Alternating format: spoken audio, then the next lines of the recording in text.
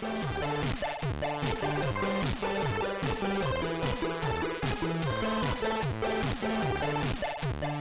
everybody to AlertMap.com for the best in video games of 2015, and we're going to be talking the best MMORPG that had the best year this year so far. Not a lot of new ones that come out for us this year in 2015.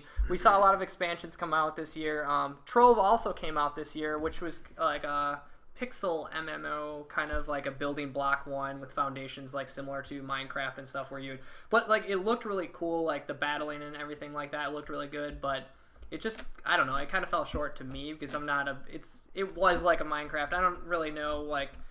That's how most of those games are these days, right? Like even like the Lego Worlds game is kind of like Minecraft. Like their MMOs are like almost like this social building thing. Rust and Ark Survival, which we have on here. Oh my gosh. It's not, like the traditional MMO is almost like taking a backseat to these new building world social kind of games. Yeah, and it seems like when they try to do a traditional MMO, people don't get into it, and then it goes free to play right away. Like WildStar it came out last year, and then this year it went free to play. Or Elder Scrolls. Another did the one. exact same thing, and I played that, and I guess it was okay.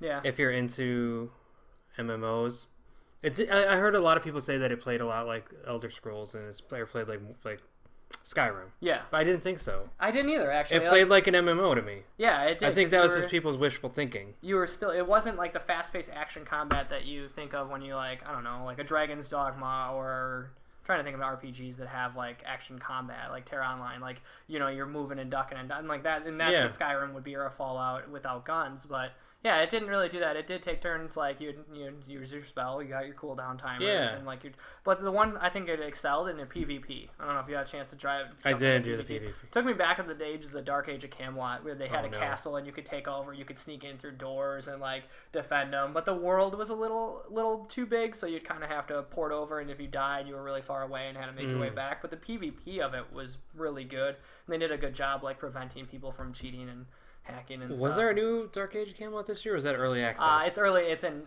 alpha right now. Oh my god! So Was it still the best MMO this year? I would put it in there. Really? But it's like all it is right now is I can't really NDAs. I can't really talk about it too much. But it's just like you got a character and then you just try out a bunch of shit. Like it's just like a blank canvas. So it's texture. All right, let's leave it at that so you don't get in trouble. You get yelled at. Get kicked off. Star Wars: The Old Republic has done a lot of good stuff. Dude, I really like that. They continue to game. build. I love that game. I don't like MMOs. You try to get me into them, I play them, and I'm like, I hit level 8. I remember Star Wars Galactic Galaxies or something. I still feel like I'm owed $50 for that or something. Like, because all you could do in that game sounded really cool. It was like go play a flute or something, and that's all I did. I just went to a canteen and played a flute. Yeah, dude. Then waited like 7 hours for my guy's energy to get back, and then tried to do it again. That game is the fucking worst. But Star Wars Old Republic continues to add new story content all the time. Yeah. The game is really fun to play. It is. I think it's the easiest of the MMOs out there right now to just jump into and have a good time. And I've gone back to it a couple times over the years, and every time I still have a great time with it. Yeah, dude. And have you had a chance to check out The Fallen? I didn't check out The Fallen Empire, but it's on my list of things to check out. I probably should have for this. And the story, and like, you know, it's classic Star Wars stuff, but they build upon like all the stuff that you know. The combat is like faster paced too. Yes. So like you said, you had to sit for 7 hours with the flute in the cantina. That stuff is gone. Like this is like your cooldown timers are really quick, but like it balances it with the enemy's hit points and stuff. And you get lightsabers, which is great. Yes, and you don't have to fucking work too hard to use them. Like, and get Sounds them. like fun. This game would be awesome on the console. It's weird that they haven't tried to make the port to the console yet. Oh, dude, I feel like it would fit perfect on a console, and I don't know if we'll be able to get that, unfortunately. But Final Fantasy, man, I got into it this year a little bit more than I have previously when it came out, and it was mostly just to kind of check out and get ready for the Heaven's Sword.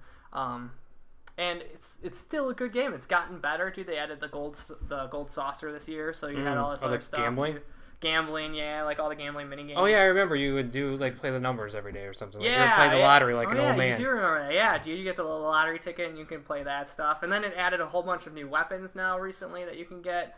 and upgrade those. And it's like more of a grind fest, but the action and the combat in this game has gotten so much better than it has in the past. Like, you just feel like you're constantly, going faster and faster and doing combos and stuff like that. And it's not, downtime is the biggest thing that kills MMOs. Like, the more downtime you have, the less enjoyment you have. So it's like, it's kind of capturing that where you're going a little bit faster, and the bosses and like the enemies, and like you're fighting Ifrit, and like you're battling like all like the stuff that you've battled in the past before, so that you remember from the actual games, like the huge battles. So I think that's cool, and they fixed like a lot of the multiplayer stuff, so you don't need a giant raid group anymore. You can just do it with a couple of people and that's play. Good.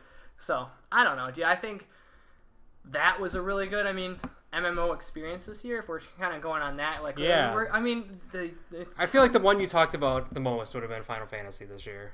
I think so. That expansion was awesome. It added flying mounts. It added like a whole new area. The only downside was that you couldn't experience the expansion unless you got to max level. But most of the people have already been playing like crazy no anyways. one's gonna want to experience it unless they hit max. Yeah, level, you right? ain't buying it unless you're max anyway. So, but the content that they added, dude, super awesome. And I think Final Fantasy is like on a good path right now that they redid it with the Realm Reborn. So let's do it. I'd give it to that Final Fantasy hands down, dude. Fantasy Absolutely. There you guys go, dude. A slow year of MMOs, but AlertNav.com is giving you the best MMO of 2015, and Final Fantasy, A Realm Reborn, and the expansion Heavensward came out this year as well. So check it out if you're level 900 or 90. Yeah, 95. 95.